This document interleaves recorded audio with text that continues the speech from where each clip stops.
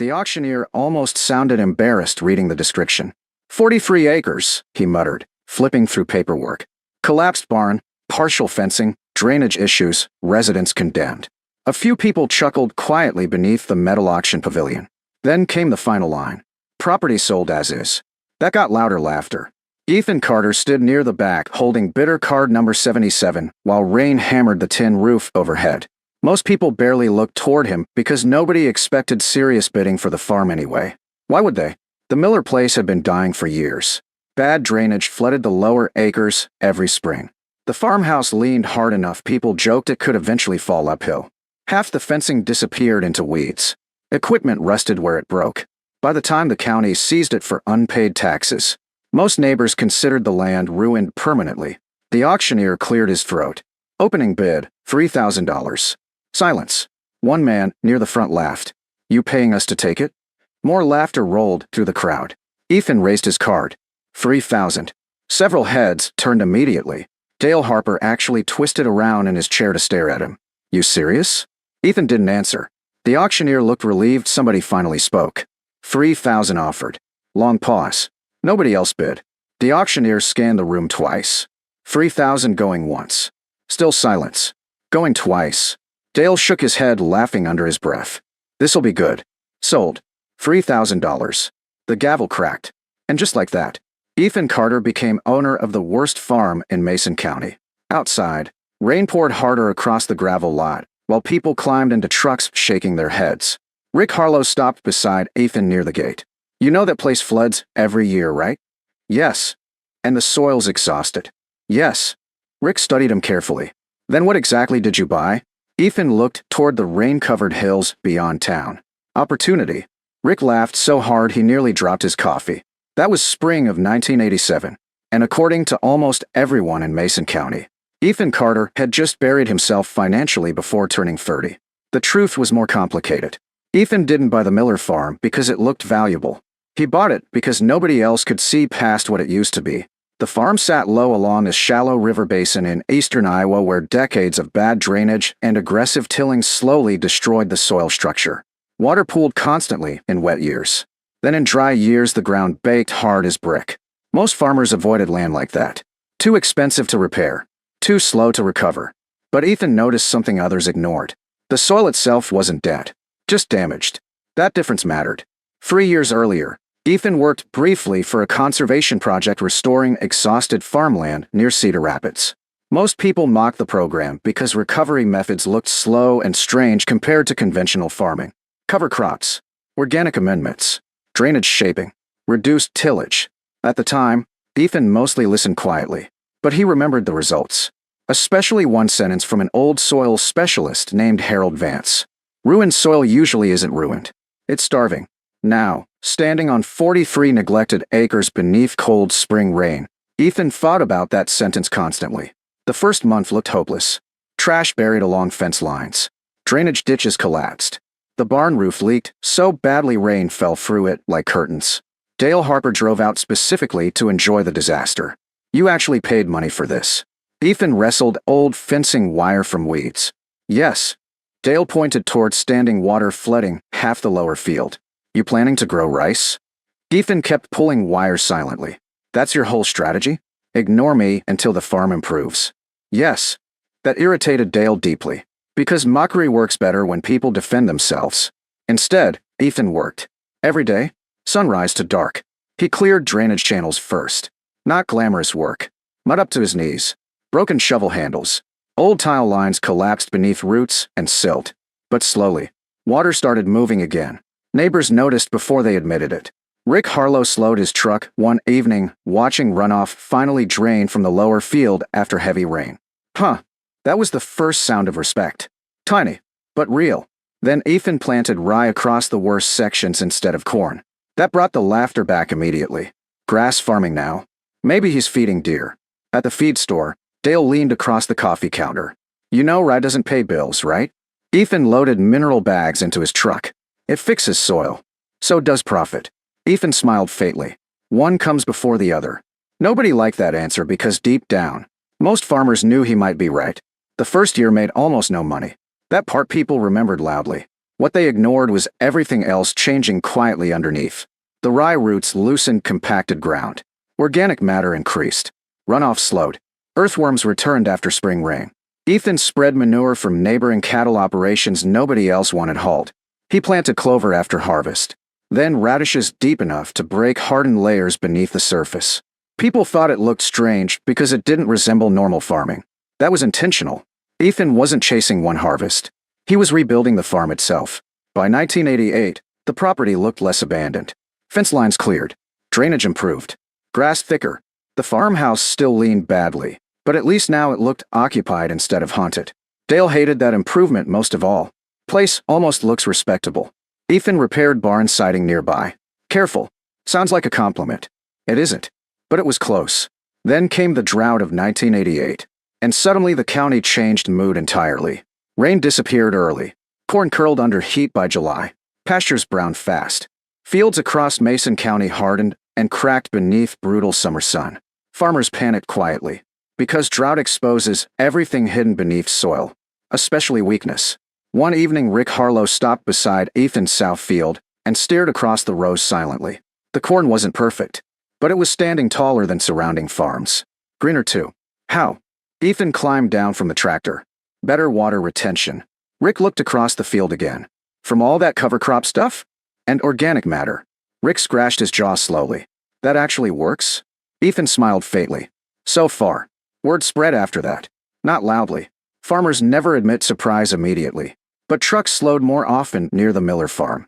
People started asking questions instead of jokes. Then came harvest season. The first real harvest. And nobody in Mason County was prepared for what rolled out of Ethan Carter's fields. The first combine pass stopped Dale Harper cold. He stood beside his pickup near the edge of the Miller farm while corn poured from Ethan Carter's grain tank in a thick golden stream beneath bright October sunlight. Not average corn. Heavy corn. Clean ears. Strong moisture levels. Yield monitors climbing higher than anyone expected from land people called worthless barely 18 months earlier. Dale watched the numbers blinking inside the combine cab and frowned hard enough to hurt. That can't be right. Rick Harlow leaned against the truck beside him. It's right. No way. Rick nodded toward the field. You seeing another combine? The uncomfortable truth sat right there in front of them. The worst farm in the county was outperforming better land. Not all of it, but enough. More than enough. Ethan climbed down from the combine, wiping dust from his gloves. Dale crossed his arms immediately. What did you do? Ethan looked genuinely confused. Harvest corn. No, Dale snapped. The feel. Ethan glanced across the rows stretching toward the river basin. Fed the soil. That answer irritated Dale because it sounded too simple. Everything about farming lately felt expensive and complicated. Bigger machinery. More fertilizer. More chemicals. More debt. Meanwhile, Ethan bought a dying farm for almost nothing and spent 2 years planting rye and hauling manure like some kind of agricultural lunatic. And somehow, it worked. The yield reports spread through Mason County before Ethan even finished harvest. People exaggerated numbers immediately. They always did. By the third retelling at the feed store, Ethan supposedly grew miracle corn in swamp dirt using weeds and cow manure. Dale hated hearing it, mostly because part of him admired it. One cold morning after harvest, he finally drove out to the Miller farm alone. Ethan stood near the barn repairing a wagon axle when Dale arrived. You got a minute? Ethan nodded. Dale kicked at the dark soil beside the gravel lane. This stuff really changed that much. Ethan looked across the fields. Not the soil. What then? The biology. Dale blinked slowly. You always talk like a science teacher now. Ethan laughed quietly. Sorry. No, explain it. That surprised Ethan enough to pause. So he did. Organic matter. Water retention. Microbial activity. Root systems. How healthy soil acts more like a sponge than concrete. How decades of aggressive tillage stripped life from the ground faster than people replaced it. Dale listened silently the entire time. Finally he asked, so the farm wasn't ruined? Ethan shook his head. It was exhausted. That word spread farther than expected afterward. Exhausted. Farmers understood exhaustion. By spring of 1989, people who once mocked the Miller place started studying it. Not publicly. Never publicly at first. But Ethan noticed fresh truck tracks near fields where neighbors stopped to inspect residue cover after rainstorms. Then came questions. Quiet questions. What cover crop mix you using? How deep those rye roots go? You really seeing less runoff? Rick Harlow became the first to admit copying part of the system. Just one field. Experimental. He told everyone that repeatedly. Don't make it weird. He warned Dale at the feed store. I'm not becoming one of those soil cult people. Dale laughed. Yet. But by midsummer, Rick's test field held moisture noticeably longer during heat. That bothered people. Because visible results are dangerous once skepticism starts weakening. Meanwhile, the Miller farm kept improving. Earthworm populations exploded after rain. The lower drainage sections stopped flooding constantly. The barn got a new roof. The farmhouse straightened slightly after Ethan repaired part of the foundation himself using salvaged concrete block and stubbornness. The place no longer looked cursed. It looked alive. Then came 1990, and the flood. Heavy spring storms slammed eastern Iowa for nearly 2 weeks. Rivers overflowed. Topsoil washed from freshly tilled fields across the county. Drainage ditches collapsed under rushing water. Several neighboring farms lost entire sections of planted ground. But the Miller farm held surprisingly well. Not perfectly. Nothing handles floodwater perfectly. But the cover residue slowed erosion dramatically. Improved soil structure absorbed more rainfall before runoff started. Water drained steadily instead of exploding across fields. Dale drove out afterward and stood silently at the south field fence. You barely lost anything. Ethan nodded. Less than expected. Dale looked across neighboring ground stripped raw by runoff. How? Roots. That's it. That's enough. The county stopped laughing completely after that. Not because Ethan became rich overnight. Because he proved something people didn't want to admit. The farm was never worthless. Only neglected. And maybe, just maybe, a lot of other farms weren't as healthy as everyone pretended either. That idea spread slowly through coffee shops and auction barns. Too slowly for some people. Fast enough for others. By autumn, the local agricultural extension office invited Ethan to speak at a soil conservation meeting in Cedar Rapids. He almost refused, then went anyway. The room filled mostly with skeptical older farmers folding their arms defensively. Ethan recognized the look immediately. It was the same expression Dale wore 2 years earlier. One man finally asked the question everyone circled around. You really think this works everywhere? Ethan answered honestly. No. That surprised them. But healthy soil matters everywhere, he continued. An unhealthy soil eventually sends you the bill. Silence followed. Not hostile silence. Thinking silence. That mattered more. After the meeting, free farmers approached quietly asking for advice on cover crops and drainage restoration. Then 7 more outside near the parking lot. The worthless farm had become an example. Dale Harper hated how much he respected that. One evening near sunset, he stood beside Ethan overlooking the lower fields glowing green after harvest cover planting.